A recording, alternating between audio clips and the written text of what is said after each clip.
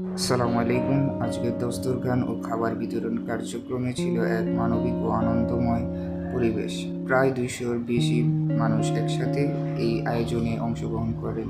সমাজের সকল শ্রেণী মানুষ, শিশু, নারী, পুরুষ, পুরো পরিবার নিয়ে উপস্থিত হয়ে একসাথে খাবার গ্রহণ করে।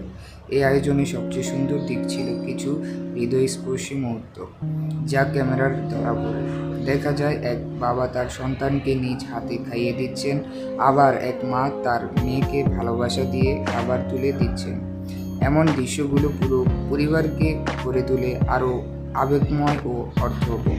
দস্তরখানের এই আয়োজনকে সফল করতে নিরলসভাবে কাজ করছেন স্বেচ্ছাসেবক দল, ভলেন্টিয়ার দল। তারা সুশৃঙ্খলভাবে সবার মাঝে খাবার বিতরণ করে দিচ্ছেন এবং পুরো অনুষ্ঠান সুন্দরভাবে পরিচালনা করছেন। সব মিলিয়ে আজকের এই আয়োজন শুধু খাবার বিতরণ নয়, বরং ছিল ভালোবাসা ও সমৃদ্ধি ও মানবতার এক উজ্জ্বল উদাহরণ।